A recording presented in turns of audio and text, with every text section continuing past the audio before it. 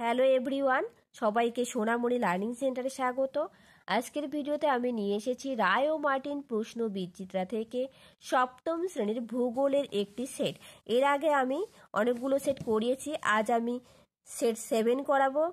তোমরা যারা আগের ভিডিওগুলি দেখোনি তারা ডেসক্রিপশন বক্সে লিঙ্ক থাকবে, তোমরা দেখে নিও। তাহলে চলো শুরু করা যাক আজকের পর্বটি। দেখো, একের দাগে বলেছে বিকল্প থেকে সঠিক উত্তরটি নির্বাচন করে লেখো। একের এক, কর্কট সংক্রান্তি বলা হয়। সঠিক উত্তরটি হবে অপশন এ 21শে জুন। 21শে জুনকে কর্কট সংক্রান্তি বলা হয়। আমি অপশনগুলো একটু বলে দেই, একটু নোট ডাউন করে রাখো। 21শে মার্চ, 21শে মার্চ হয় মহাবিষুব। 23শে সেপ্টেম্বর, 23শে সেপ্টেম্বর হয় জলবিষুব। আর 22শে ডিসেম্বর, 22শে ডিসেম্বর হয় মকর সংক্রান্তি। ঠিক আছে, একটু নোট ডাউন করে রাখো। পরের প্রশ্ন 2 দাগ, মুক্তি বেগের পরিমাণ সেকেন্ডে। Option D 11.2 kilometre. পরের প্রশ্ন 3 দাগ, অধিবর্ষের বছরটি হলো অপশন এ 1996 খ্রিস্টাব্দ। তোমাদের বলে রাখি অধিবর্ষ বছর কোনগুলো, যে বছরগুলিতে 4 এবং 400 দিয়ে ভাগ করা যায় সেই বছরগুলিকে অধিবর্ষ বছর বলা হয়। এখানে 1996 খ্রিস্টাব্দ, এই যে সালটা রয়েছে এটাকে 4 দিয়ে ভাগ করা যাবে, যার জন্য এটি অধিবর্ষ বছর। বাকিগুলোকে দেখো ভাগ করা যাচ্ছে না, তোমরা একটু ভাগ করে দেখে নিও। পরের প্রশ্ন 4 দাগ, মূলমধ্য রেখা থেকে পূর্বে গেলে সময় অপশন সি এগিয়ে যায়। পরের প্রশ্ন 5 দাগ, পন্টিক ও টরাস পর্বতশ্রেণীর মাঝে রয়েছে। সঠিক উত্তরটি হবে অপশন বি আনাতোলিয়া মালভূমি। পরের প্রশ্ন 6 দাগ, বিশ্বের বৃহত্তম সামুদ্রিক তৈলখনি হলো সাফানিয়া। এখানে সামুদ্রিক তৈলখনি বলেছে, যার জন্য সাফানিয়া। যদি থাকতো বিশ্বের বৃহত্তম সামুদ্রিক তৈলখনি সাফানিয়া হবে, আর যদি থাকতো বিশ্বের বৃহত্তম তৈলখনি তাহলে ঘাওয়ার হতো। এরপর দেখো পরের প্রশ্ন 2 উপযুক্ত শব্দ বসে শূন্যস্থান পূরণ করো। একে ড্যাশ দ্রাঘিমার স্থানীয় সময়কে সারা ভারতের প্রমাণ সময় বলে ধরা হয়। উত্তর হবে 82 ডিগ্রি 30 মিনিট পূর্ব। 82 ডিগ্রি 30 মিনিট পূর্ব। পরের প্রশ্ন 2 দাগ, বায়ুর চাপ মাপার যন্ত্র হলো ব্যারোমিটার। তারপর দেখো বিতে নিচের প্রশ্নগুলির এক কথায় উত্তর দাও, যে কোনো দুটি। 1, রবিমার কথার অর্থ কি? তো অর্থ হবে সূর্যের পথ। রবি কথার অর্থ হচ্ছে সূর্য, মার্ক কথার অর্থ হচ্ছে পথ। পরের প্রশ্ন 2 দেখ, জিপিএস এর পুরো কথাটি কি? উত্তর global positioning system. Global positioning system GPS এর পুরো ফর্ম বা পুরো নাম। পরের প্রশ্ন 3 দাগ, অক্ষরেখার অপর নাম কি? উত্তর সমাক্ষরেখা। পরের প্রশ্ন 4 দাগ, কোন শহরকে চীনের ম্যানচেস্টার বলে? উত্তর হবে সাংহাই। সাংহাইকে চীনের ম্যানচেস্টার বলা হয়। এরপর দেখো পরের প্রশ্ন 3 দাগ, নিচের প্রশ্নগুলির সংক্ষিপ্ত উত্তর দাও, যে কোনো দুটি। 1, চান্দ্রমাস কি? চলো এই উত্তরটা দেখে নেওয়া যাক। দেখো, চান্দ্রমাস কাকে বলে?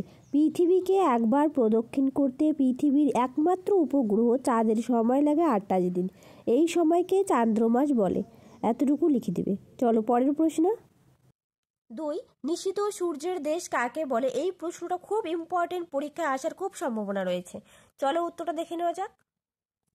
দেখো উত্তর, নিশীথ সূর্যের দেশ বা মধ্যরাত্রি সূর্যের দেশ কাকে বলে? Very very important. উত্তর, পৃথিবীর পরিক্রমণের ফলে 21শে মার্চ থেকে 23শে সেপ্টেম্বর উত্তরায়ণের প্রায় 6 মাস সুমেরু অঞ্চলে একটানা দিন হয়। এই সময়ে নরওয়ের উত্তর সীমার হ্যামারফেস্ট বন্দরে মধ্যরাত্রিত আবছা সূর্যালোক দেখা যায়। একে নিশীথ সূর্য বলে এবং এই অঞ্চলকে নিশীথ সূর্যের দেশ বলে। ভেরি ভেরি ইম্পর্টেন্ট প্রশ্ন। পরের প্রশ্ন 3 দেখ, সমচাপ রেখা কাকে বলে?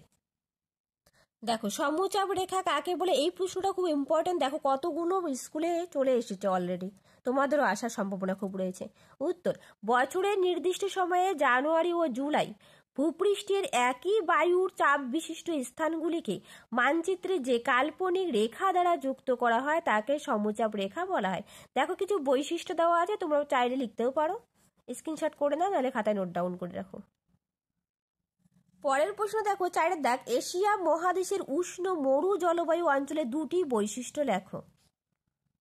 দেখো উত্তর, উষ্ণ মরু জলবায়ুর অরণ্য দেখো বৈশিষ্ট্যগুলো লিখবে, উদ্ভিদগুলি কাঁটা জাতীয়, 1 নম্বর দেবে।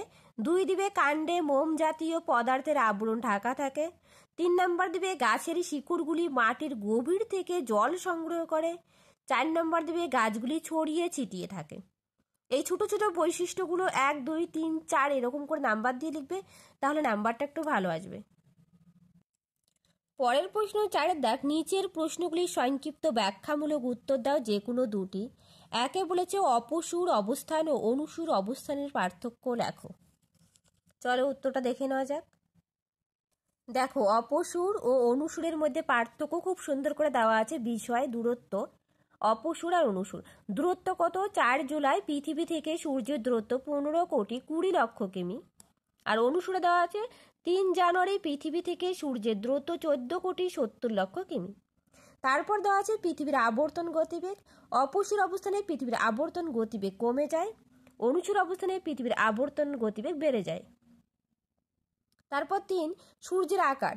অপসুরের ক্ষেত্রে সূর্যকে ছোট দেখায়, অনুসুরের ক্ষেত্রে সূর্যকে বড় দেখায়। তারপর লিখবে তাপ গ্রহণ মাত্রা। এই সময় পৃথিবী সূর্য থেকে কম তাপ লাভ করে, অনুসুর অবস্থানে পৃথিবী সূর্য থেকে বেশি তাপ লাভ করে। তারপর প্রভাব, এর ফলে পরিক্রমণ বেগ কমে যায়, এর ফলে পরিক্রমণ বেগ বেড়ে যায়। তোমাদের 3 নম্বরে তোমরা 3টা লিখবে, যদি 5 নম্বর আসে তাহলে 5টা পয়েন্ট লিখবে, ঠিক আছে? চলো পরের প্রশ্ন। পরের প্রশ্ন 2 দেখ, দ্রাঘিমা রেখা ও অক্ষরেখার 3টি পার্থক্য লেখো। 3টি পার্থক্য লিখতে বলেছে। দেখো উত্তরটা দেখে নাও। অক্ষরেখা দ্রাঘিমা রেখার পার্থক্য। বিষয় দেওয়া আছে অক্ষরেখা দ্রাঘিমা রেখা। আকৃতি লিখবে, অক্ষরেখাগুলি পূর্ণবৃত্তাকার, শর্ট কোশ্চেনও আসে। দ্রাঘিমা রেখাগুলি অর্ধবৃত্তাকার। অপর নাম, অক্ষরেখার অপর নাম সমাক্ষরেখা, দ্রাঘিমা রেখার অপর নাম দেশান্তর রেখা। অবস্থান লিখবে, অক্ষরেখা পরস্পর সমান্তরাল, দ্রাঘিমা রেখা পরস্পর সমান্তরাল নয়। বিস্তৃতি লিখবে, এগুলো পূর্ব থেকে পশ্চিমে বিস্তৃত, আর দ্রাঘিমা রেখাগুলি উত্তর দক্ষিণে বিস্তৃত। দৈর্ঘ্য বা পরিধি, প্রতিটি দৈর্ঘ্য বা পরিধি সমান নয়, আর প্রতিটি দৈর্ঘ্য বা পরিধি সমান হয়। তোমাদের 3টা লিখতে বলছে, তোমরা সহজ সহজ দেখে 3টা লিখবে। আর যদি 5 নম্বরে আসে তাহলে প্রত্যেকটাই লিখতে হবে। তোমরা পারলে একটু নোট ডাউন করে রাখো, আর তা না হলে একটু স্ক্রিনশট করে নাও, খুব সুন্দর করে দেওয়া আছে। পরের প্রশ্ন 3 দাগ, এশিয়ার উত্তর বাহিনী নদীগুলিতে প্রায়ই বন্যা হয় কেন? দেখো এশিয়ার উত্তর বাহিনী নদীগুলিতে বছরে 2বার বন্যা হয় কেন, এই উত্তরটাই হবে। এখান থেকে লিখবে বন্যাপ্রবণ উত্তর বাহিনী নদীগুলির মোহনাগুলি উচ্চ অক্ষাংশের হিমমণ্ডলে অবস্থিত হওয়ায় বছরের অধিকাংশ সময় বরফাচ্ছন্ন থাকে। এর ফলে শরৎকালে পার্বত্য অঞ্চলে অধিক বৃষ্টিপাতের জল নদীর মোহনায় বাধা পায় এবং বন্যার সৃষ্টি করে। অপরদিকে বসন্তকালে বরফ গলা জল নদীর মধ্য দিয়ে প্রভাবিত হতে না পেরে দুকুল ছাপিয়ে বন্যার সৃষ্টি করে। এইটুকু লিখবে। পরের প্রশ্ন 4 দাগ, এশিয়া মহাদেশের উত্তরের বিশাল সমভূমির বর্ণনা করো। দেখো উত্তরের বিশাল সমভূমি, উত্তরের বিশাল ত্রিভুজাকৃতির সমতল ভূমি এশিয়া মহাদেশের 20% স্থান দখল করে আছে। উত্তরে সুমেরু মহাসাগর, পশ্চিমে ইউরাল পর্যন্ত, দক্ষিণে কাস্পিয়ান সাগর এবং বেরিং প্রণালীর মধ্যবর্তী স্থানে পৃথিবীর বৃহত্তম সমভূমি অবস্থিত। প্রকৃতি ও গঠন অনুসারে এই বিস্তৃত সমভূমিকে 3 ভাগে ভাগ করা হয়। এ, কাস্পিয়ান সাগর ও আরল সাগরের মধ্যবর্তী বিস্তীর্ণ তুরানের নিম্নভূমি। বি, পূর্বে ইনিসি নদী থেকে পশ্চিমে ইউরাল পর্বতের মধ্যবর্তী পলিগঠিত ওব ইনিসি অববাহিকা। সি, ইনিসি নদী অববাহিকা এবং বেরিং প্রণালীর মধ্যবর্তী সাইবেরিয়ান সিল্ট। এতটুকু লিখে দিবে উত্তরের বিশাল সমতল ভূমি বা সমভূমি। এরপর দেখো 5 দাগ, নিচের প্রশ্নগুলির উত্তর দাও যে কোনো দুটি। একে বলেছে বায়ুচাপের পার্থক্যে 3টি কারণ লেখো। তোমাকে 3টি কারণ লিখতে বলেছে। দেখো উত্তরটা তোমরা এখান থেকে লিখবে, বায়ুচাপের তারতম্যের কারণগুলি আলোচনা করো। উত্তর, পৃথিবীর বিভিন্ন অংশে স্থান ও সময়ের পরিবর্তনে বায়ুচাপের পরিবর্তন হয়। বায়ুচাপের তারতম্যের কারণগুলি নিচে আলোচনা করা হলো। 1, পৃথিবীর আবর্তন গতি। আবর্তন গতির জন্য পৃথিবী পৃষ্ঠে কেন্দ্রমুখী ও কেন্দ্র বহির্মুখী শক্তির সৃষ্টি হয়। এর ফলে বায়ু তার নির্দিষ্ট প্রবাহ পথ থেকে ছিটকে সরে যেতে চায়, সেই কারণে উক্ত অঞ্চলে নিম্নচাপের সৃষ্টি করে। 2, মাধ্যাকর্ষণ শক্তি। পৃথিবী যে স্থানে কেন্দ্রে যত কাছে থাকে সেখানে মাধ্যাকর্ষণ শক্তির প্রভাব তত বেশি হয়। তাই মেরু অঞ্চলে বায়ুর চাপ বেশি এবং নিরক্ষীয় অঞ্চলে কম হয়। তারপর পয়েন্ট করবে জলীয় বাষ্প। বায়ুতে জলীয় বাষ্পের পরিমাণ বেশি হলে বায়ুর চাপ কম হয়। উদাহরণ নিম্নচাপের বায়ু। তোমাদের তিনটা লিখতে বলছে, তিনটা লিখবে। এছাড়াও রয়েছে উচ্চতা, উষ্ণতা, জলভাগ ও স্থলভাগের বিস্তৃতি। পরের প্রশ্ন 2-এর দাগ, ইয়াংসি অববাহিকায় অর্থনৈতিক সমৃদ্ধির 3টি কারণ লেখো। দেখো, ইয়াংসিকিয়াং নদী অববাহিকায় অর্থনৈতিক সমৃদ্ধির কারণ কি কি? তোমাদের 3টি কারণ লিখতে বলেছে। উত্তর, চীনের অর্থনৈতিক উন্নতিতে ইয়াংসিকিয়াং নদীর ভূমিকা গুরুত্বপূর্ণ। এই অঞ্চলের সমৃদ্ধির কারণগুলি নিম্নরূপ। 1 নম্বর পয়েন্ট হবে কৃষিকাজের উন্নতি। সমতল ভূমি, উর্বর পলিমাটি, পরিমিত উত্তাপ ও বৃষ্টি, উন্নত জলসেচ ব্যবস্থায় ধান, গম, আখ, চা, তুলা, পাট প্রভৃতি জন্মায়। হুনানকে চীনের ধান্য পাত্র অর্থাৎ ধানের পাত্র বলে, কারণ এখানে প্রচুর পরিমাণে ধান জন্মায়। পরের পয়েন্ট করবে শিল্পের উন্নতি। খনিজ তেল, প্রাকৃতিক গ্যাস, কয়লা, লৌহ আকর, ট্যাংস্টান, অ্যান্টিমনি প্রভৃতি খনিজের প্রাচুর্য, উন্নত পরিবহন ব্যবস্থা, সুলভ শ্রমিক, শিল্পজাত দ্রব্যের চাহিদার উপর নির্ভর করে লৌহ ইস্পাত, সুতিবস্ত্র, কৃষি যন্ত্রপাতি, রাসায়নিক দ্রব্য, জাহাজ নির্মাণ, সিমেন্ট শিল্প, কাগজ শিল্প গড়ে উঠেছে। তারপরের পয়েন্ট করবে উন্নত যোগাযোগ ব্যবস্থা।